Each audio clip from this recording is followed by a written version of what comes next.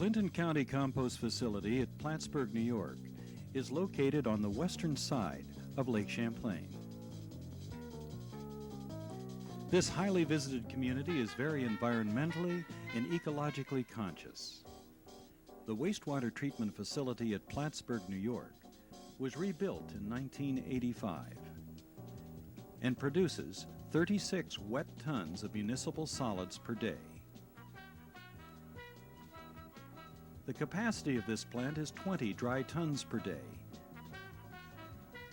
These solids are trucked to the Clinton County Composting Facility for processing.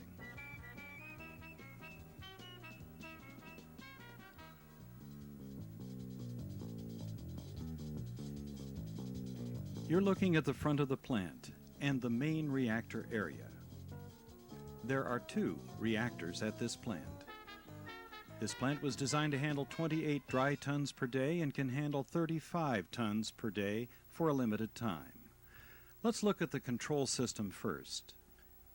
The main control panel shows 3 major ingredients in the in-feed mix. The first is dewatered sludge, the second is sawdust amendment, and the third is recycled compost. The sludge arrives at least 20% solids. We add recycled compost to increase solids and sawdust amendment to bring the mix to correct solids and energy level. Experienced operators enter plant operation parameters into a programmable controller. This includes specific mix ratios of the compost established by long-term monitoring of the sludge, amendment, and recycle in the proper proportions. The equipment is programmed to automatically add amendment until the material reaches the correct moisture level. Automatic electronic controls monitor every step of the process. It is fast, efficient, and accurate and can be modified quickly as process conditions change. All bins are live bottom bins. The augers in the bottom will move the material out to the side, up a screw conveyor and onto a weighing conveyor. The system has feedback loops that control the speed of the augers to get out of the bins the tonnage per hour required. Sludge is introduced through covered, live bottom bins. It's a very clean sludge. The Green Street wastewater treatment plant in Platsburg has removed some of the water by filter press.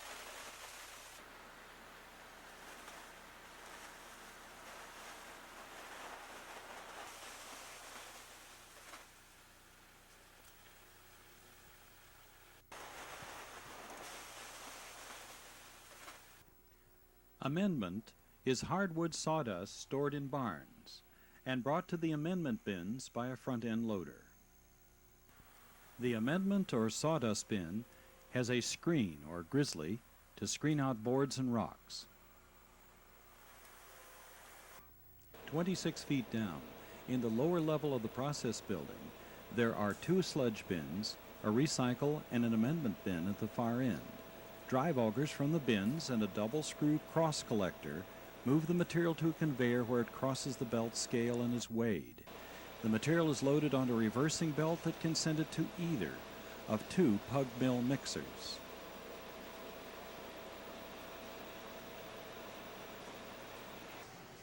Here the material is blended. A mixer discharge conveyor moves the blended material up to grade level. Along this serviceway are all the electrical power and control conduits necessary to run the reactors and other equipment. The material from this conveyor is unloaded onto a reversing belt, which can deliver material to either reactor. These were covered to improve winter operation. We will show you reactor number 2, which is empty for inspection and maintenance, so you may see its construction. In the bottom of these reactors are aeration pipes laid out in 5 concentric aeration zones. Starting from the center, there are 3 zones with 3 aeration pipes in each zone, and the last 2 zones have 2 pipes in each zone, or 13 concentric pipes in all. The control panel in the center of the bridge houses all the motor starters and safety devices. The power to drive all of this equipment comes from underground through the center pedestal, through a collector system to drive the equipment.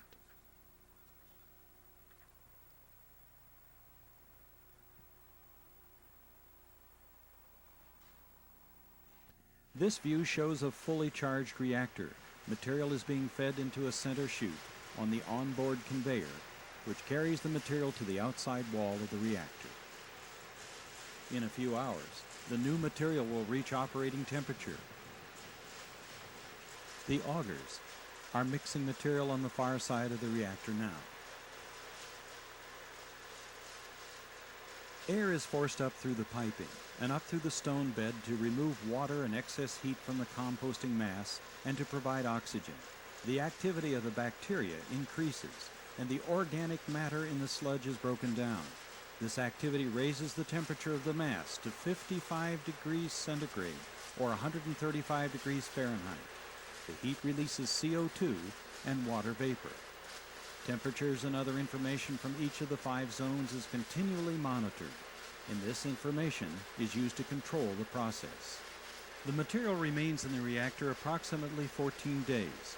The reworking of the augers assures an even composition of the composting mix and maintains the porosity of the material. The rotation of the bridge and the rotation of the augers lift and move the material from the outer wall to a discharge well in the center on a first in, first out basis. The bridge is driven from one end by 2 drive motors, and it takes 2 hours to make one rotation. Warmed air provides process air to the reactors. Underneath the reactor, this air is pumped into a plenum and through butterfly valves, which control the amount of air into each zone. This electronic equipment monitors and controls the temperature within the reactor.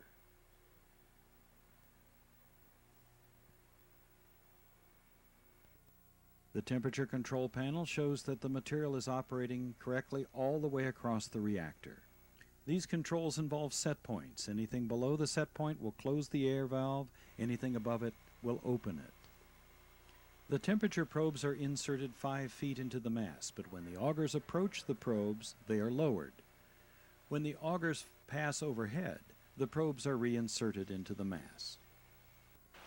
The material is discharged from the center well onto a discharge conveyor. The discharge conveyors from both reactors meet at a center point, and the material is directed by a gate to either of the recycle bins or to stockout.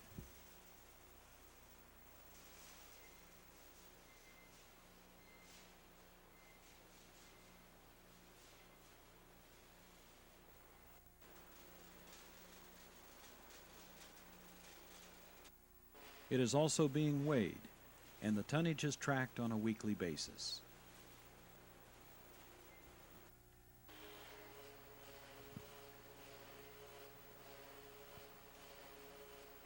The material is straight out of the reactor. It has only been in there for 14 days, but it is well composted at this point. It is put in a curing pile, and after another 36 days it is tested for heavy metals. In 30 days the test results are received.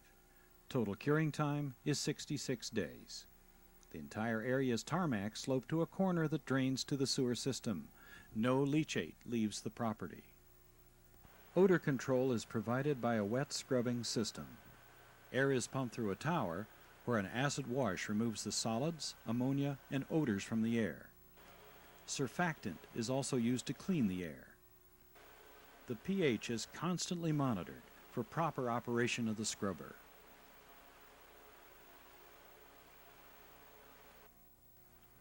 On the roof of the building, these headers bring the exhaust from the reactors to the scrubber.